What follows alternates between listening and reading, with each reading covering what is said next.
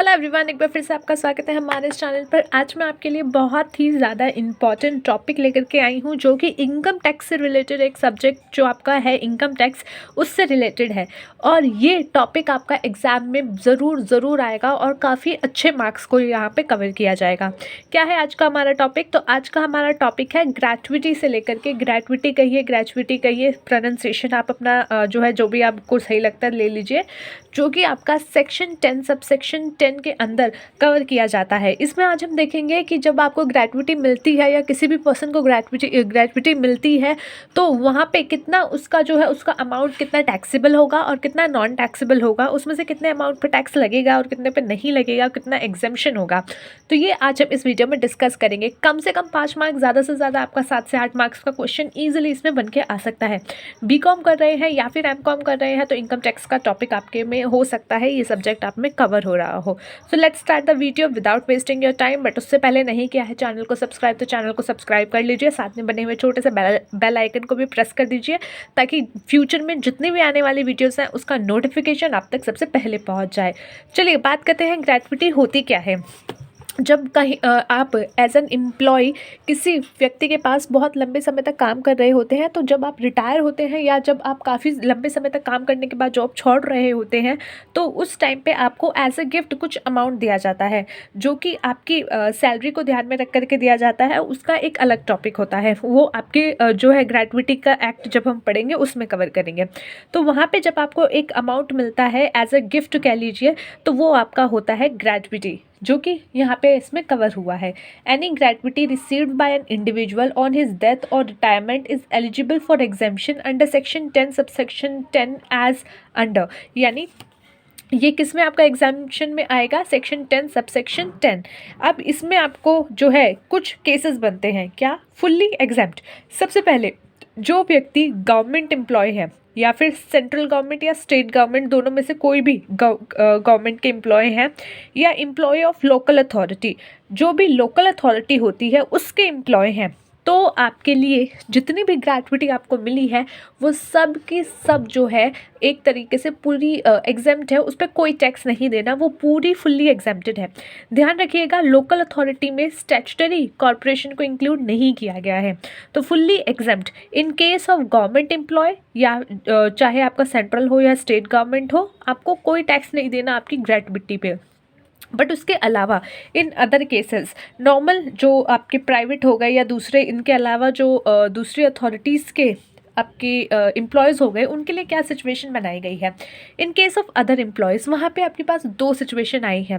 या तो आपका जो एम्प्लॉय है या फिर अगर आप जो हो आप ही खुद ही एम्प्लॉय हो, अगर आप कवर हो रहे हो पेमेंट ऑफ ग्रेच्युटी एक्ट 1972 के अंदर, या फिर आप इसके अंडर कवर नहीं हो रहे। देखिए, पेमेंट ऑफ ग्रेच्युटी एक्ट एक एक्ट है जिसके तहत कुछ रूल्स बने हैं, कुछ लॉ बना हुआ है। तो अगर आप उसके अंदर कवर होते हो तो आपके ऊपर अलग टैक्सेबिलिटी और एग्जम्पशन का रूल्स यहाँ पे आएगा, और अगर आप उसके अंदर कवर नहीं होते हो तो उसके लिए अलग रूल है। यहाँ पे हमने दोनों डिस्कस किया है, एज वेल एज यहाँ पे हमने एक क्वेश्चन भी लिया हुआ है, तो वो क्वेश्चन भी मैं साथ साथ आपको करवा देती हूँ। पहले क्वेश्चन पढ़ लेते हैं, फिर हम जो है इसको जो एक अभी हमने एग्जाम्प्ट फुल्ली एग्जाम्प्ट वाला टॉपिक किया है उसको इसमें समझेंगे, and then we will discuss about the case 1 and case 2 as well. Look, Mr. Ravi retired on 15/6/2021 after completion of 26 year 8 month of service। क्या हुआ? मिस्टर रवि हैं जो कि रिटायर हुए हैं 15 जून 2021 को। कब रिटायर हुए हैं? जब इन्होंने 26 साल 8 महीने की अपनी सर्विस दी है उसके बाद। और इनको क्या मिलती है? एक ग्रेच्युटी मिलती है 15 लाख की। At the time of retirement his salary was, जब वो रिटायर हुए उनका जो सैलरी था वो था 50,000 रुपये पर मंथ, और डियरेंस अलाउंस यानी डीए था उनका 10,000 पर मंथ, जिसमें से 60% उनका था रिटायरमेंट बेनिफिट के लिए। नेक्स्ट इज योर कमीशन, उनको 1% ऑफ टर्नओवर का जो है वो कमीशन मिलता था, एंड लास्ट 12 मंथ का जो टर्नओवर कंपनी का रहा था दैट वाज योर 1,20,00,000 रुपीज़। तो ये आपका जो है टर्नओवर रहा था कंपनी का when he got retire. Bonus मिलता था 25,000 पर एनम का। कितना पैसा आ रहा है देखो। Compute his taxable gratuity assuming, अब यहाँ पे हमारे पास तीनों केस हैं। First one is he is government employ, तो when he is a government employ तो उस सिचुएशन में आप क्या करोगे? उस सिचुएशन में सीधा सीधा आपका जो क्वेश्चन आएगा वो यहाँ पे आप लिखोगे gratuity received by Mister Ravi which is your 15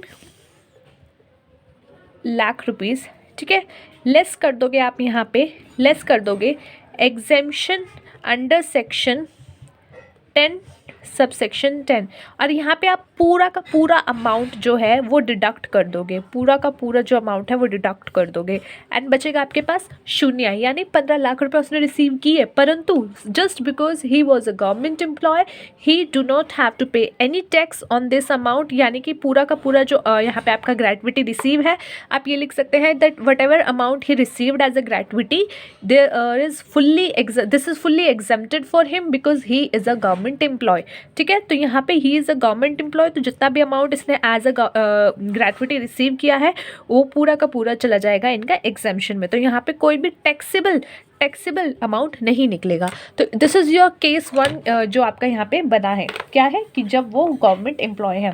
अब बात करते हैं कि अब यहीं पे अगर ये माना जाए that he is private sector employee and covered by the payment of gratuity act 1972, ठीक है, दो सिचुएशन आए, या तो ये कवर है 1972 पेमेंट ऑफ ग्रेट्युटी एक्ट में, या फिर ये कवर्ड नहीं है, नॉट कवर्ड, ठीक है, नॉट कवर्ड। तो अभी जो हमें क्वेश्चन करना है वो करना है कवर्ड वाले पे। तो कवर्ड वाले का जब क्वेश्चन करेंगे इससे पहले इसका समझ लेते हैं कि क्या रूल क्या कहता है, कितना पैसा इस बेचारे को देना पड़ेगा। Now come to the case 1. If covered under Payment of Gratuity Act 1972, then least of the following is exempted. क्या exempted क्या बोला गया है कि अगर आप कवर हो पेमेंट ऑफ ग्रेट्युटी एक्ट 1972 के तहत, तो आपके पास ऑप्शन है, आपको जो है एग्जेम्पशन मिलेगी। एग्जेम्पशन किस पे मिलेगी? एग्जेम्पशन मिलेगी 1, 2, 3 चीज़ों में से जो भी सबसे कम अमाउंट का है। जब भी हम एग्जेम्पशन की बात करते हैं ना, यानी छूट दे रहे हैं, तो हम 3 चीज़ें या जो भी 3-4 चीज़ें लेंगे, तो ये देखते हैं मोस्टली में कि सबसे कम कौन सा है, हम उसी पर छूट देंगे, हम उतना ही अमाउंट आपको छूट देंगे। तो यहाँ पे भी वही किया गया है, 3 चीज़ें ली गई हैं कि 3 चीज़ें आपको मिल रही हैं, इन तीनों में से जो भी कम होगा उतना आप उसमें से घटा सकते हो जो ग्रेट्युटी आपने रिसीव की है, और उसके बाद जो बचेगी उसको हम एज वो आपकी टैक्सेबल होगी, उस पर आपका टैक्स लगेगा। तो चलिए अब बात करते हैं, अगर आप कवर्ड हो, ठीक है, अगर आप कवर्ड हो तो कौन सी 3 चीज़ें देखी जाएंगी? पहली, एक्चुअल अमाउंट रिसीव, यानी जो ग्रेट्युटी आपने एक्चुअली रिसीव की है। अब एक्चुअल अमाउंट रिसीव किया है उतना ही अमाउंट आपको जो है एग्जेम्पशन मिल सकता है, ये पहला पॉइंट आपका बनता है। क्यों? मान लो आपको मिली है 15 लाख रुपए की ग्रेट्युटी, पर जो दूसरे ऑप्शन है या कोई और ऑप्शन रखा जाता उसके तहत आपको मिल जाते 21 लाख या 25 लाख का एग्जेम्पशन, तो आप तो कहते भैया मैं तो नेगेटिव में जा रहा हूँ, गवर्नमेंट मेरे को पैसा दो, मैं तो नेगेटिव में जा रहा हूँ, मेरे तो टैक्सेबल इनकम ही नहीं आ रही, तुम दो मेरे को। तो ये क्या हो जाता है, ये एक तरीके से थोड़ा सा परेशानी क्रिएट कर देती। तो सबसे पहला पॉइंट यही रख दिया कि भैया जितना मिल रहा है मैक्सिमम तुमको वही मिलेगा, तो इसीलिए अमाउंट एक जो है यहाँ पे जो ऑप्शन रखा है वो यही रखा है कि कितना ग्रेट्युटी तुमने रिसीव किया है। सेकंड आता है 20 लाख रुपीज़, जो कि कुछ टाइम पहले आपका 10 लाख रुपीज़ था, पर इसको बढ़ा करके अब 20 लाख कर दिया गया है। दूसरा पॉइंट यहाँ पे रखा है 20 लाख रुपए, ठीक है, गवर्नमेंट को लूट लोगे क्या, तो इसलिए उन्होंने क्या किया, एक अमाउंट यहाँ पे रख दिया 20 लाख रुपीज़ यहाँ पे रखा। तो मतलब क्या हुआ कि 20 लाख का अमाउंट जो है यहाँ पे आपका नेक्स्ट पॉइंट बनाया गया, जो कि आपका एग्जेम्पशन के लिए सेकंड पॉइंट है। तो थर्ड पॉइंट जो है यहाँ पे बच्चे बहुत ज़्यादा कन्फ्यूज होते हैं, और यहीं पर आपको जो है ध्यान देना है। क्या है third point? 15/26 days last drawn salary for each completed year of service or part thereof in excess of 6 month। क्या बोला गया है कि जो आपने अपनी लास्ट ईयर की सैलरी निकाली है, लास्ट ड्रॉन सैलरी आपने निकाली है फॉर कंप्लीटेड ईयर, तो उसको यहाँ पे आप जो है कैलकुलेट करोगे। कैसे? 15/26 26 इसलिए लिया क्योंकि 4 संडेज़ होते हैं, तो इसीलिए 30 दिन का एक इन्होंने एग्जाम्शन वो मान लिया, और उसमें से 4 संडे निकाल दिए, तो यानी 26 वर्किंग डेज माने, और उसका हाफ मंथ के अकॉर्डिंग, हाफ मंथ की सैलरी के अकॉर्डिंग यहाँ पे इन्होंने कैलकुलेशन की, और इनटू करोगे लास्ट ड्रॉन सैलरी, यानी कि जो आपने आखिरी सैलरी अपनी निकाली है फॉर ईच कंप्लीटेड ईयर, यानी कि जितने साल आपने अपनी जॉब कंप्लीट की, मान लो यहाँ पे हमने 26 साल 8 महीने की, तो यहाँ पे क्या हुआ, वो 27 साल लिया जाएगा। यहाँ पे क्या बोला गया है कि each completed year of service और part thereof in excess of 6 month, यानी 6 महीने से ऊपर जैसे ही जाएगा उसको पूरा 1 साल कंसीडर कर लिया जाएगा। 26 साल 8 महीने सर्विस की तो 27 साल सर्विस की। वहीं पर अगर 26 साल 4 महीने सर्विस की होती तो वो 6 महीने से कम है तो उसको आप 26 साल ही लेते, उसको एक्सेस नहीं करते। जैसे ही 6 महीने से ऊपर गया, 6 महीने से ऊपर का मंथ हुआ, उसको एज अ फुल ईयर आप लेके चलोगे। तो यहाँ पे आप वो सैलरी अपनी जो है यहाँ पे कैलकुलेट करोगे। अब बात करते हैं सैलरी बोले तो क्या, सैलरी बोले तो क्या, सैलरी मतलब क्या होता है, सैलरी मतलब क्या वही होता है जो ऐसे सैलरी मिल रही होती है। क्योंकि यहाँ पे अभी हमने क्वेश्चन पढ़ा था तो उस बेचारे को कितना कुछ मिल रहा था, डीए मिल रहा था, बोनस मिल रहा था, 1% कमीशन मिल रहा था, जो है आपको सैलरी, बेसिक सैलरी मिल रही थी। तो यहाँ पे बात करते हैं कि सैलरी में कौन कौन सी चीज़ें इंक्लूड की जाएंगी, ये भी ध्यान रखिए। सिर्फ बेसिक सैलरी को नाम को देख करके उसको पूरा सैलरी मान करके क्वेश्चन मत कराना, मेरे से भी ये गलती हुई थी, आप मत करना। Salary means basic salary and dearness allowance. क्या बोला गया है, सैलरी का मतलब यहाँ पे है कि आपकी basic salary and dearness allowance, DA जो आपको मिलता है, जो महंगाई भत्ता मिलता है, वो वेदर और not forming part of retirement benefit on due basis. साथ में क्या बोला गया है, वेदर और not forming part of retirement benefit. जो आपको डीए मिलता है ना, उसमें से कुछ परसेंट आपका ऐसा हो सकता है जो आपके रिटायरमेंट बेनिफिट के लिए दिया जा रहा होता है। तो यहाँ पे क्या बोला गया है कि भले ही वो जो आपको डीए मिल रहा है, भले ही वो क्या हो, आपके रिटायरमेंट बेनिफिट के लिए हो या ना हो, डजेंट मैटर, बट उसको एज अ सैलरी इंक्लूड किया जाएगा। इन case of seasonal establishment 15 days will be replaced with 7 days. अब मान लो कुछ सीजनल इस्टेब्लिशमेंट होती हैं तो उसमें क्या होगा, जो ये 15 दिन है, 15 दिन इसकी जगह 7 दिन को लिया जाएगा, रिप्लेस कर दिया जाएगा 7 दिन से। ये था हमारा case 1। Now we will come to the question जो कि हमने डिस्कस किया था। ठीक है, अब इस क्वेश्चन को हम यहाँ पे करके देखते हैं और जानते हैं कि इसका कितना अमाउंट जो है टैक्सेबल रहेगा और कितना नहीं रहेगा। First of all what you have to write is gratuity received which is your 15 lakh, 15 lakh. अब लिखोगे एग्जेम्पशन, ठीक है, और यहाँ लिखोगे least of the following, least of the following. जैसे ही आपने लिखा तो पॉइंट वन आपका क्या कहता है, एक्चुअल ग्रेट्युटी रिसीव्ड जो कि आपका आ गया 15 लाख। ठीक है, ये आगे चल रहा है, ये आपकी एक लाइन बना लीजिए या देख लीजिए। ठीक है, 15 लाख। नेक्स्ट पॉइंट आपका क्या कहता है, मैक्सिमम ऑफ 20 लाख, अमाउंट दिया हुआ है 20 लाख का। Now the third point comes. Third point क्या कहता है, थर्ड पॉइंट कहता है कि आप क्या करो, आप उसकी सैलरी देखो। थर्ड पॉइंट में जो आपको लिखा है 15/26 वाला फॉर्मूला, उसको आप यहाँ पे लिख सकते हैं या फिर लिख सकते हैं last drawn salary as per the part of year वगैरह पूरा अपना चेप करके। ठीक है, अब उसका कैलकुलेशन के लिए आप वर्किंग नोट बनाइए।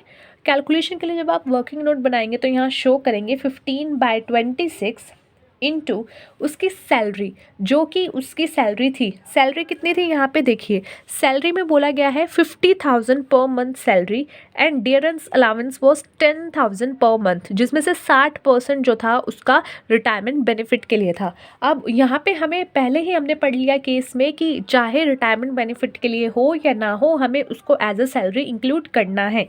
तो एज अ सैलरी हमें इंक्लूड करना है तो हम क्या करेंगे, 50,000 जो बेसिक सैलरी है, 50,000 जो बेसिक सैलरी है प्लस 10,000 जो उसका डिफरेंस अलाउंस है वो, इनटू कितने साल उसने सर्विस की है, कितने साल सर्विस की, 26 साल 8 महीने सर्विस की है।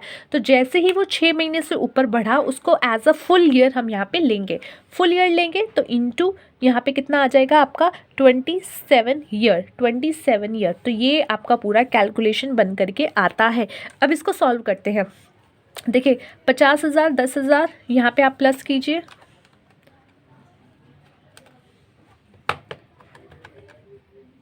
प्लस 10,000, ये आ गया आपका 60,000। ठीक है, ये आपका 60,000 आ गया। अब आप इस पूरे को कैलकुलेट करेंगे। ठीक है, इंटू 15 इंटू 27 डिवाइडेड बाय 26। तो यहाँ पे आपका जो अमाउंट आ रहा है वो आ रहा है 934615 938, तो मैं राउंड फिगर ही लिख लेती हूँ। राउंड फिगर जो आपका आया यहाँ पे 934615, ठीक है, 934615 देख सकते हैं, 934615। तो ये 934615 जो है आपका थर्ड पॉइंट बना, 934615। Now you can see which one is the least amount. यहाँ पे इन तीनों में से कौन सा सबसे कम का अमाउंट है, least of the following, that is your 934615 जो कि थर्ड पॉइंट है। एंड मैक्सिमम जितने भी आप क्वेश्चन करोगे ना, आप देखोगे कि थर्ड ही जो है मैक्सिमम में आता है।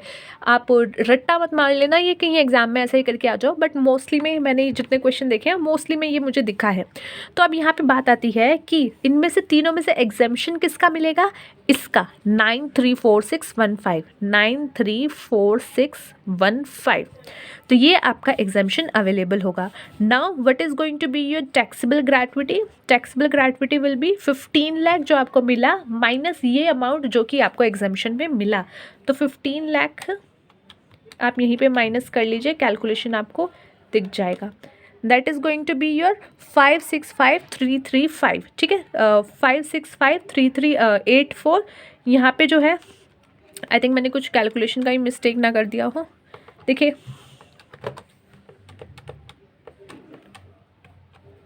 934615, यहाँ पे आपका अमाउंट आया 565385, ठीक है, 565385 ये आपका अमाउंट आया है। क्या है, जो कि आपका है टैक्सेबल ग्रेट्युटी। तो ये टैक्सेबल ग्रेट्युटी आपकी निकल के आई है यहाँ पे। इसका मतलब है कि ये अमाउंट आपका टैक्सेबल होगा when you are not a government employee, और आप साथ ही साथ क्या हो, आप कवर्ड हो under payment of gratuity act 1972। तो ये आपका केस स्टडी जो है 1 निकल के आया है, केस 1, ठीक है। चलिए अब बात करते हैं सेकंड केस की। सेम वही करते हैं, पहले पढ़ते हैं, समझते हैं, and then we will come to the question. चलिए next is your case number 2, ठीक है। Case number 2, if not covered under payment of gratuity act 1972 the least of the following is exempted. अगर आप ग्रेट्युटी एक्ट में cover नहीं हो तो आपके लिए इन तीनों में से जो सबसे कम होगा वो आपके लिए क्या होगा, एग्जेम्पशन अवेलेबल होगा। पहला क्या है, जो है एक्चुअल अमाउंट आपने रिसीव की है, और second one is 20 lakh rupees. तो ये जो फर्स्ट और सेकंड चेक पॉइंट है ये दोनों में सेम है, दोनों में चाहे आप ग्रेट्युटी एक्ट में कवर हो चाहे ना हो। पर जो थर्ड पॉइंट है वो यहाँ पर थोड़ा सा चेंज हो जाता है। थर्ड पॉइंट में क्या आ जाता है, जहाँ पर हमने यहाँ पे जो है 15/26 डेज़ किया था, इंटू जो उसकी बेसिक सैलरी थी, इंटू जितने साल उसने काम किया, वो हमने यहाँ पे जो है थर्ड पॉइंट में लिया था। बट यहाँ पे इसका थोड़ा सा चेंज आया है। क्या चेंज आया है, हाफ मंथ का सैलरी। हाफ मंथ का सैलरी आप यहाँ पे लिखोगे based on last 10 months average salary immediately preceding the month of retirement और डेथ। क्या बोला गया है, जिस मंथ में आप रिटायर हुए हो जस्ट उसके प्रीसीडिंग जो पिछले 10 महीने होगा उसका जो एक एवरेज मंथ की सैलरी है वो आप यहाँ पे लोगे। और death for each completed year और service fraction to be ignored. और यहाँ पे क्या बोला गया है, जो फ्रैक्शन में आता है जो अमाउंट, या जो जो अपने ईयर हैं, जैसे कि 26 साल 4 महीने, 26 साल 8 महीने, तो उसको सिर्फ 26 साल ही लिया जाएगा, यानी जो कंप्लीटेड ईयर है उसी को लिया जाएगा, चाहे उसके बाद आपने पूरे 11 महीने भी एक्स्ट्रा काम किया हो, डजेंट मैटर। जो पूरे 12 महीने कंप्लीट हुए हैं, जो पूरा 1 साल कंप्लीट हुआ है, उसी को यहाँ पे कंसिडर किया जाएगा। Now point two remember, salary means, अब यहाँ पे सैलरी का मतलब थोड़ा सा चेंज हो जाता है। अगर आप कवर्ड नहीं हो तो ऑब्वियसली आपको कुछ एक्स्ट्रा बेनिफिट मिलना चाहिए, कोई कि आपको भाई कवर्ड नहीं हो तो कुछ एक्स्ट्रा मिल जाए। तो सैलरी मीन्स बेसिक सैलरी, यहाँ पे सैलरी का मतलब है बेसिक सैलरी एंड डीए कब, if provided in the terms of employment for retirement benefit. क्या बोला गया है, जब वो आपको रिटायरमेंट बेनिफिट के लिए अवेलेबल है। Forming part of salary and commission which is expressed as a fixed percentage. और यहाँ पे क्या है, कमीशन जो कि आपका क्या है, फिक्स परसेंटेज पे मिलता है of turnover achieved by the employee. Half month salary should be read as 15/30। अब हाफ मंथ सैलरी का मतलब क्या होगा, 15/30 करके आप उसको कैलकुलेट करेंगे। ऐसा नहीं कि जैसे हमने उसमें किया था, जो है आपने यहाँ पे 15/26 किया था, नहीं, यहाँ पे 15/30 करके आप कैलकुलेट करोगे। नेक्स्ट इज योर ग्रेट्युटी, जो है ये आपका एक्स्ट्रा है, हम इसको बाद में पढ़ेंगे, पहले इस क्वेश्चन को कर लेते हैं। अब यहाँ पे जो है मेरा क्वेश्चन वो क्या कह रहा है कि आप कवर्ड नहीं हो। कवर्ड नहीं हो तो आपके लिए क्या होगा, आपने जो ग्रेट्युटी रिसीव की है वो आपकी आ गई यहाँ पे अगेन 15 लाख, ठीक है। Next is exemption least of the following, ठीक है। फर्स्ट अगेन ग्रेट्युटी रिसीव जो कि है 15 लाख। नेक्स्ट आपका है 20 का जो अमाउंट है 20 लाख का। थर्ड आपकी आ जाती है अब कैलकुलेशन की बारी, तो हम उसको देख लेते हैं। जब यहाँ पे कैलकुलेशन करेंगे तो ध्यान दीजिएगा क्या बोला गया है, half of what, half of your average 10 month salary. Average 10 month salary यानी कि हाफ है किसका, एवरेज ऑफ 10 मंथ सैलरी। अब मुझे क्या पता 10 मंथ सैलरी कितनी है, तो यहाँ पे क्या करेंगे, जब हमें किसी का एवरेज निकालना होता है तो हम क्या करते हैं, उसको भाग कर देते हैं उस अमाउंट से जितने का उसका एवरेज हमें चाहिए। तो एवरेज निकालना है 10 महीने का, तो 10 यहाँ पे हमने नीचे लिख दिया। अब हमको क्या चाहिए, बेसिक सैलरी का 10 महीने की बेसिक सैलरी का। तो बेसिक सैलरी में हमें क्या क्या इंक्लूड करना है, बेसिक सैलरी में मुझे इंक्लूड करना है यहाँ पे बेसिक सैलरी जो कि है 50,000 प्लस डियरेंस अलाउंस तो करना ही करना है, पर उसके साथ साथ क्या करना है कि यहाँ पे जो है जो बात बोली गई है वो क्या है, 10 महीने की आपकी एवरेज सैलरी, 10 महीने की एवरेज सैलरी। तो मेरी 10 महीने की एवरेज सैलरी मुझे अगर निकालनी है तो पहले जो मेरी 1 महीने की सैलरी है उसको 10 से इंटू करूँगी, ठीक है, उसको 10 से इंटू करूँगी, उसको 10 महीने में लाऊंगी, फिर उस 10 महीने को जो है 10 महीने से उससे एवरेज निकलेगा, तो यहाँ पे इंटू 10। नेक्स्ट इज योर आपका डियरेंस अलाउंस। तो प्लस में डियरेंस अलाउंस आपकी कितनी है, 10,000 पर मंथ है, जिसमें से आपको क्या मिल रहा है, 60% ही है जो आपको मिल रही है फॉर योर रिटायरमेंट बेनिफिट। यहाँ पे सीधा बोला गया था कि जो रिटायरमेंट बेनिफिट के लिए है उसी को इंक्लूड करोगे, तो इनटू रिटायरमेंट बेनिफिट के लिए कितना है 60%। अब इसको भी क्या करेंगे, 10 महीने के लिए निकालेंगे, इसका भी 10 महीने का कैलकुलेशन करेंगे, तो ये आपका यहाँ आ गया। अब साथ ही साथ क्या बोला गया है कि आपका कमीशन भी हम लेंगे as a salary when you are getting a commission जो कि आपका फिक्स्ड रेट पे मिल रहा है, ठीक है। When you are getting a commission of anything जो कि आपको फिक्स्ड रेट पे मिलता है आपके टर्नओवर पे, तो यहाँ पे 1% मिल रहा है, तो 1% जो आपको टर्नओवर पे मिल रहा है प्लस 1% इंटू आपकी सेल कितनी हुई है, 1% निकालोगे आप तो आपको देखना पड़ेगा ना आपको कितना जो है मिल रहा है, तो यहाँ पे आपको मिलेगा 120,000। तो आपको जो है इसका 1% मिलेगा और उसके बाद कितना मिल रहा है यहाँ पे, ये आपको मिलेगा पूरे साल का 1% मिल रहा है फॉर एनुअल, एक पूरे साल के लिए मिल रहा है, तो यहाँ पे पूरे साल के लिए मिल रहा है, तो यहाँ पे आपको क्या करना है 10 महीने के लिए ही चाहिए, तो 10 महीने का निकालने के लिए आप यहाँ पे इसको कर दोगे 10/12, माफ़ कीजिएगा 10/12, क्योंकि आपको 10 महीने का निकालना है। अब ये तो बात आ गई पूरे के पूरे अमाउंट की कि जो आपको एवरेज 10 मंथ का सैलरी चाहिए, इसका भी हाफ आपको करना है। एंड द मोस्ट इम्पॉर्टेंट जो कि आपने पूरी सर्विस कंप्लीट की है पूरे साल, उसका जो है वैल्यू, तो ये क्या है 26 8 मंथ किए थे, बट 8 मंथ हम यहाँ इग्नोर करेंगे क्योंकि ये ग्रेट्युटी एक्ट में कवर्ड नहीं है। तो अब देखिए दोबारा मैं इसको जो है फटाफट रिवाइज करते हैं। Half month of salary of, यहाँ पे आपको देखिए सीधा लिखा है हाफ मंथ सैलरी जो कि है based on last 10 months average salary, based on last 10 month average salary, पिछले 10 महीने की एवरेज सैलरी का हाफ आपको चाहिए, पिछले 10 महीने की जो है आपकी एवरेज सैलरी का आपको हाफ चाहिए। तो 10 महीने की एवरेज सैलरी निकालने के लिए पहले मेरे पास पूरे 10 महीने की सैलरी होनी चाहिए, फिर उसको मैं 10 से भाग करूँगी तो जा करके मुझे पिछले 10 महीने की एवरेज सैलरी मिलेगी। अब मेरे पास तो महीने की सैलरी लिखी हुई है, तो मैं महीने की सैलरी को 10 से इंटू कर दूंगी तो मेरे पास आ जाएगी 10 महीने की सैलरी, और वही 10 महीने की सैलरी को अगर मैं भाग कर दूंगी 10 से तो मुझे क्या मिल जाएगी 10 महीने की एवरेज सैलरी। आई होप आपको क्लियर हुआ हो, क्योंकि ये बहुत ज़्यादा कन्फ्यूजन होता है, तो आप इसको जो है बार बार देख सकते हैं, अपना बैग जा कर के दोबारा आपको इसको एक बार देख सकते हैं। तो देखिए अब यहाँ पे इसको कैलकुलेशन करेंगे तो 1/2 इंटू, इसको आप पूरा कैलकुलेट कर लीजिए, आपको जो है इसका आंसर मिलेगा, इसको पूरा कैलकुलेशन के बाद 88,58,000, ठीक है। ये मैंने पहले से करके रखा हुआ था बिकॉज ये आपका टाइम ना वेस्ट हो। तो यहाँ पे आपको इतना अमाउंट मिलेगा as an exemption of your third point. तो यहाँ पे आ गया 858,000। अब इन तीनों में से सबसे लीस्ट कौन सा है, इन तीनों में से जो सबसे लीस्ट है अब जो आपका एग्जेम्पशन मिलेगा वो मिलेगा 858,000, 858,000। अब यहाँ पे आपको क्या निकलेगा, टैक्सेबल ग्रेट्युटी। टैक्सेबल ग्रेट्युटी आपकी क्या मिलेगी, 15 लाख में से 858,000 को जब आप हटा देंगे तो आपकी निकल के आ जाएगी ग्रेट्युटी। चलिए मेरा कैलकुलेटर भी गिर गया तो एक सेकेंड, चलिए ठीक है, ये हमारा आ गया था। अब हम देखते हैं इसकी ग्रेट्युटी का टैक्सेबल अमाउंट कितना आता है। यहाँ पे आपका जो है ग्रेट्युटी का टैक्सेबल अमाउंट आया 6,42,000। ठीक है, पहले जो हमने किया था उसका आपका आया था 5,65,000 के अप्रॉक्स और अब आया है 6,42,000 के अप्रॉक्स।